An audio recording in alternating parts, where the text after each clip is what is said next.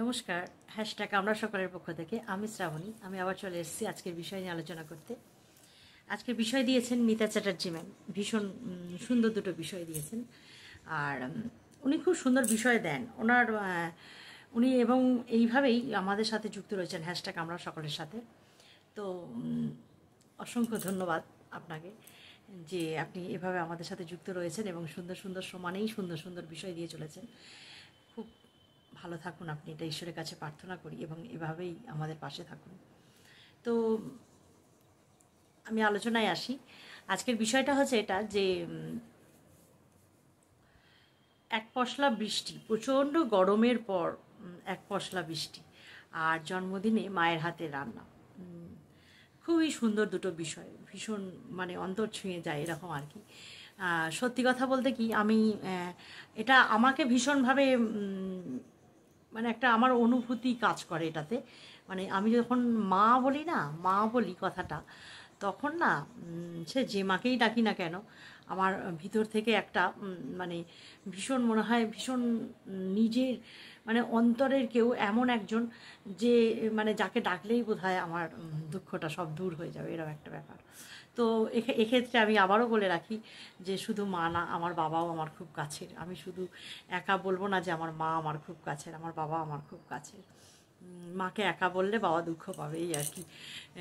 কি বাবা ওকে আমি ভীষণ ভালোবাসি, বারবার বলি। এটা হচ্ছে ব্যাপার। তো মায়ের হাতে রান্না সত্যি জানি না প্রত্যেকের কাছে, আমার মনে হয় প্রত্যেকের কাছেই মায়ের হাতে রান্না ভালো লাগে। কারণ একটাই কারণ, মা যে অন্তর থেকে একটা ভালোবাসা নিয়ে বাচ্চাদের জন্য রান্না করে। মা যখন বাচ্চা আমার খাবে, হ্যাঁ আমার বাচ্চারা ক্ষুধার্ত আছে এটা ভেবে মা তাড়াতাড়ি করে রান্না করে যে আমার বাচ্চাটা খাবে, তখন সেই যে মায়ের একটা ভালোবাসা মেশানো থাকে না, ওটাতেই আমার মনে হয় একটা আলাদা স্বাদ থাকে প্রত্যেকের মায়ের ক্ষেত্রে। আর আজকে আমি এখনও পর্যন্ত কবিতাটাই দেখলাম, কবিতাটা শুনলাম। কবিতা বলেছে ও দিদির হাতের রান্না। তো অবশ্যই বড় দিদি কিন্তু মায়ের সমান। হ্যাঁ, বড় দিদি মায়ের সমান। আমি আমার নিজের বড় দিদি নেই, এক্ষেত্রে আমি বলবো আমার বড় ননদ আছে। বড় ননদ মানে আমার কাছে সত্যি মায়ের মতন অনেকটাই। আমি শাশুড়ি মায়ের হাতে রান্নাও খেয়েছি, আমার মায়ের তো খেয়েইছি। আর আমার বড় ননদ মানে বড় ননদের হাতের আমি রান্না খুব ভালো আর কি। মায়া মানে আমার মা আমার কাছে সব থেকে আপন হবে অবশ্যই, কিন্তু আমি সমানভাবে আমার বড় ননদকে রাখবো। কারণ আমার বড় ননদ না প্রথম থেকেই, আমি বয়সে একটু অনেকটা ছোট বলে আমার বড় ননদ কিন্তু আমাকে প্রথম থেকেই আগলে আগলে রেখেছে। মানে বড় ননদের কথা বলে আমি বলে শেষ করতে পারবো না, অনেক অনেক ব্যাপারে। তো আমি এত কথার মধ্যে আসি না। আমি শুধু বদ্দি ভাই জানে না, ইউটিউব দেখে না বদ্দি ভাই। তো আমার অন্তর থেকে বদ্দি ভাইয়ের প্রতিও শ্রদ্ধা রইল। ভীষণ ভীষণ সুন্দর রান্না করেন উনি, এই হচ্ছে ব্যাপার। আর জন্মদিনে মায়ের হাতে রান্না বললে আমি বারবারই বলি যে আমার একটু বায়নাক্কা ছিল, যেহেতু আমার তো পরিবারে ভাই ছিল না। তো কাজেই ছেলে আর মেয়ে যে আলাদা আলাদা দেখবে তা নয়। কিন্তু আমাদের সময় কেন এখনও পর্যন্ত আমার শাশুড়ি মাকেও দেখেছি যে 25শে বৈশাখ আমার বড় ননদের জন্মদিন, সেদিনকে ওই সিমুয়ের পায়েস এসবই করে দেওয়া হয়। আগে লুচি টুচি দেওয়া হতো, এখন বদ্দি ভাই নিজেও আমাদের খাওয়ায়, সেই জন্য আর লুচি করা হয় না, কিন্তু সিমুয়ের পায়েসটা করা হয়। এবারে যেমন বদ্দি ভাইরা ট্যুর করে, ট্যুরের বিজনেস, তো হরিদ্বার চলে যাবে পরের দিনই আর কি। সেই জন্য একটুখানি ঘুগনি করে পাঠিয়েছিলাম, সিমুয়ের পায়েস আর ঘুগনি এরকম। তো এটাই। আর আমাদের ক্ষেত্রে আমার মাও লুচি সিমুই এ সমস্ত করতো এবং আমার বায়না ছিল যে শুধু আমাকে একা করে দিলে হবে না, আবার বলতে হবে সবাইকে। মানে আশেপাশে বলতে আমরা যাদের বাড়িতে থাকতাম বলি, আমাদের বাড়ি, ওদেরকেও বলে খাওয়াতে হবে আমার সাথে, এরকম ছোটোবেলায় এরকম বায়না করতাম আমি। আর একটু যখন বড় হয়ে গেছি, মানে আমার বিয়ের পরে আমি কী করতাম জানেন, এখানে আমি কোনো কিছু বলতামও না। আর আমার হাজব্যান্ড একটু বলি না যে এত মানে কবে জন্মদিন কবে কি এত কিছু মনে রাখার মতন তার সময় নেই। তো আমি মন কী করতাম যে এই দিন আমার জন্মদিন, আমি সেই মনে করে কিন্তু আমি আমাদের ওখানে চলে যেতাম। কিন্তু এখন আমার ছেলে আমার জন্মদিনটা আর কি পালন করে।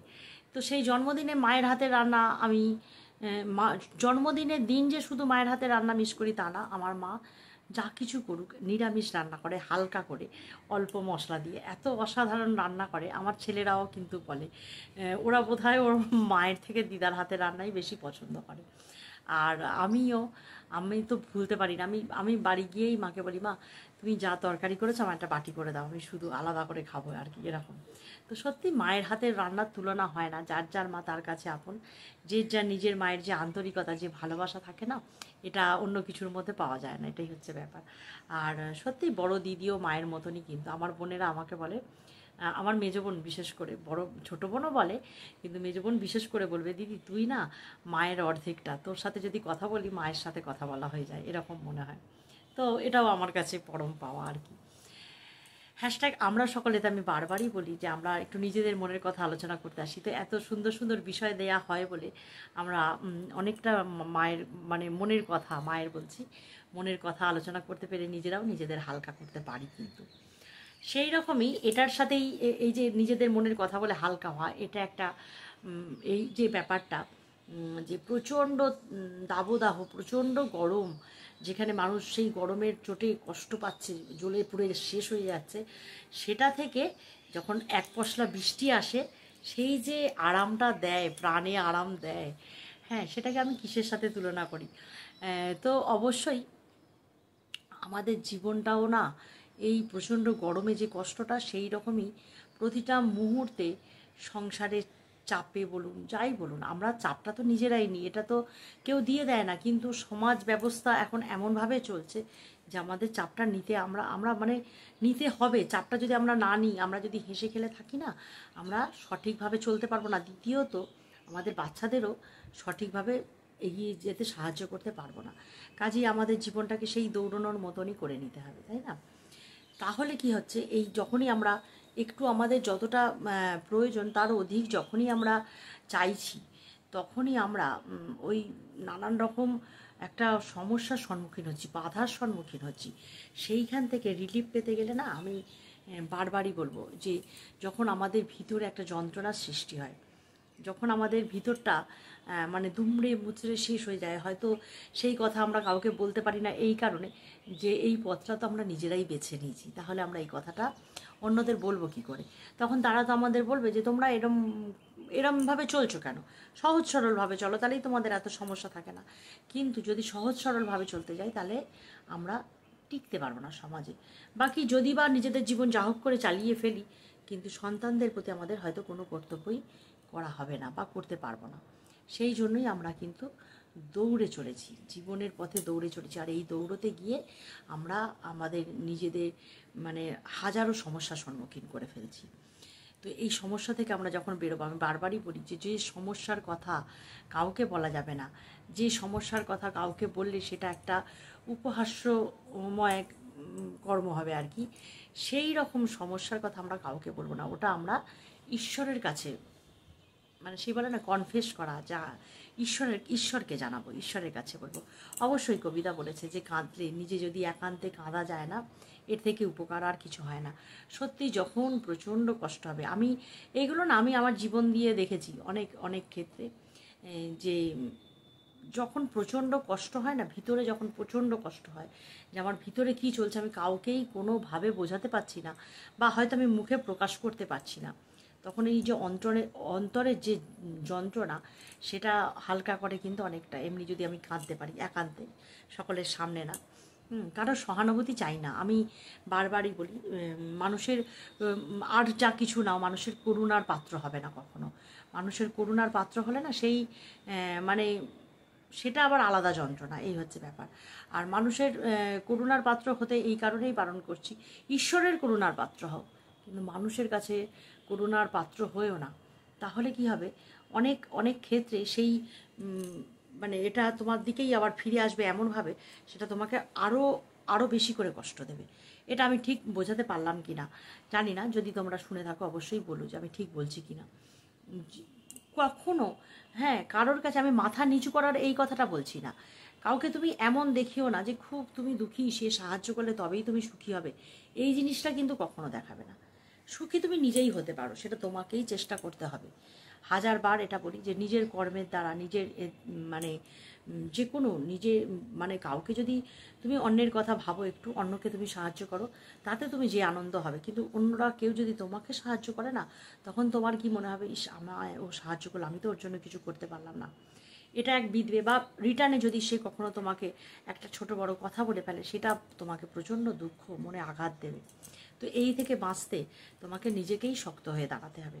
আর যা কিছু জানানোর, যে কোনো একটা সময় আমি বারবার বলি, যা কিছু জানানোর, যা মনের কথা তুমি ঈশ্বরের সামনে বলো, ঈশ্বরের সামনে বলো। যেটা তুমি ঈশ্বরকে বলবে, তুমি তোমার মনে হবে শুনছে না, কিন্তু একটা না একটা সময় তুমি ঠিক উত্তর পেয়ে যাবে। তুমি এটা করে দেখতে পারো, যারাই শুনছো আমার কথা, তারা এগুলো করে দেখতে পারো। প্রত্যেকের জীবনে তো চড়াই উতরাই থাকবেই। মানুষের জীবন একদম সমান্তরাল পথ হয় না, কারোর ভালো কারোর মন্দ, কারোর কর্ম অনুযায়ী হয়তো একটু কম, কিন্তু যেহেতু আমরা মনুষ্য জন্মে এসেছি, তাহলে আমাদের ভাবতেই হবে যে এমন কিছু কর্ম আছে যেটা আমাদের শোধরাতে হবে, তবেই না আমরা মানুষ জীবনে এসেছি। এটা হচ্ছে ব্যাপার। সেই যে প্রচণ্ড গরমের পর এক পশলা বৃষ্টি, সেটা তুমি কখন পাবে? ওই কর্মের দ্বারাই তোমাকে আনতে হবে সব কিছু। তবে হ্যাঁ, এই যে সাময়িক যে যন্ত্রণাটা থেকে লাঘব পেতে গেলে অবশ্যই একান্তে কান্নাটা খুব উপকার দেবে। আর ওই যে বললাম, মনের কথা কাউকে যদি শেয়ার করা যায়, সে খুব ভালো। সে যদি একান্ত তোমার সত্যিই আপন কেউ, তুমি যদি বুঝতে পারো, সেটা তোমাকে নিজেকেই বুঝতে হবে। তুমি যদি এটা বুঝতে পারো যে না, একে আমি বলে আমি একটু বিশ্বাস করতে পারি আমার কথাটা। যেমন আমি না, সত্যি কথা বলছি, আমি আমার ছেলের কাছে বলে শান্তি পাই। সব কিছু বলেছে। আমি দুটো ছেলে, এখন ছোটোটা তো অনেকটা ছোটো, তো বোঝে না অতটা, কিন্তু আমার যা কিছু কথা আমি কিন্তু আমার ছেলেকে মানে বলি, বলে আমি দেখি ও ও কী উত্তর দিচ্ছে। আর ও তো একটু কম কথা বলে, আমি একটু বেশি কথা বলি। ও কী উত্তর দিচ্ছে ওটা শোনবার চেষ্টা করি। ছোট হলেও আমি কিন্তু ওকে বলে শান্তি পাই, সত্যি কথা বলছি। আর আমিও মানে খুব যে সবার সামনে একবারে হাউমাউ করে কাঁদতে পারি তা না। আমি এর আগে একদিন বলেছিলাম যে আমার একটা মাস্তুতো দাদা মারা গেছে। আমি কিন্তু একদম কাঁদিনি, আমি গেছি দেখতে। মানে দাদাটা মানে আমার থেকে বেশি বয়সী না, হ্যাঁ, তার ছেলেটা এত কাঁদছে করছে, আমার কিন্তু খুব কষ্ট হয়েছে, কিন্তু আমি ওখানে একটুও কাঁদতে পারিনি। আমি কখন কাঁদলাম, আমি তার পরের দিন, ওই যে কষ্টটা আমার বুকে একটা বোঝার মতন পাথর হয়ে আটকিয়ে আছে যেন মনে হচ্ছে। দিয়ে আমি পরের দিন স্নান টান সেরে এসে যখন ঘরে কাপড় ছাড়ছি, কেউ নেই তো, ওপরে কেউ থাকে না চট করে, তো আমি তখন জোরে জোরে কাঁদছি। মানে বেশ আমি বুঝতে পারলাম, কাঁদার পরে সত্যি আমি মানে নিজেকে অনেকটা তখন মনে হচ্ছে যে না, আমার বোঝাটা বোধহয় একটু হলেও নামলো। তো মৃত্যু তো কারোর হাতে না, কার কখন কিভাবে মৃত্যু হবে। দাদাটার মানে মরবার বয়স নয় আর কি। সবাই ছোট ছেলে, এখনও চাকরি টাকরি পায়নি, এই হচ্ছে ব্যাপার। এগুলো নিয়ে বলতে চাই না, থাক। এটা নিয়ে আমি মনে হয় বলেছিলাম এর আগে একবার। তো এই রকমই ব্যাপারটা, আমাকে যে ব্যাপারটা যখন খুব কষ্ট দেয়, আমি দেখি যে যখন সামনে কেউ না থাকে, আমি তখন কাঁদবার চেষ্টা করি। আমার মনে হয় সকলের সামনে সকলকে চোখের জল দেখিয়ে তাদের উপহাস্যর পাত্রী হতে চাই না আর কি আমি, এটা হচ্ছে ব্যাপার। তো এটাই বললাম। আমি জানি না আমি ঠিক সংযোগটা করতে পারলাম কি না। আমি এটাই, যে প্রচণ্ড গরমের পর যখন জমিটাও ফেটে যায়, হ্যাঁ, মানে এখন তো মাটি দেখা যায় না, মাটিটাও ফেটে যায়, এতটাই মানে কঠিন অবস্থা। তখন যখন বৃষ্টিটা পড়ে, এক পশলা বৃষ্টি পড়লো, সেটাকে যে ভিজিয়ে দিয়ে আবার তার আগের অবস্থা ফেরাতে পারলো, সেটাই আমার মনে হয় একমাত্র কিছু কথা ভিতর থেকে না, কথা সবসময় শেয়ার করতে হয়। ভিতরে যত তুমি কথা জমাবে, যত তোমার যন্ত্রণা জমাবে, তত তুমি নিজে কষ্ট পাবে। আর সব থেকে বড় কথা, সেই বিশ্বস্ত মানুষ চাই শেয়ার করবার জন্য। এবার সেরম যদি আশেপাশে কেউ না থাকে, তুমি সেই কথাগুলো ঠাকুরের সামনে বসো, ঠাকুরের সামনে বসো। তোমার যদি ঠাকুর ঘর আলাদা নাও বা থাকে, যখন ঘরে কেউ থাকবে না, একটা ঠাকুরের ফটো তো আছে, সেই ফটোর সামনে তুমি তোমার মনের কথা বলো, শেয়ার করো। মানে ঈশ্বর ছাড়া না আমাদের কিন্তু আর কোনো পথ খোলা নেই, এটা ভাবতে হবে সবসময়। তো এটাই বলার ছিল। অবশ্যই তোমরা শুনলে অবশ্যই একটু কমেন্ট করে বলো, ভালো লাগবে আমার, ঠিক বললাম কি না। তো চললাম আজকে এই পর্যন্ত। সকলে ভালো থেকো, সুস্থ থেকো, আনন্দে থেকো, হাসিতে খুশিতে থেকো, আর অবশ্যই সতর্ক থেকো। আবার আসবো অন্য কোনো দিন, অন্য কোনো আলোচনা বা পাঠ নিয়ে। আজকে এই পর্যন্তই।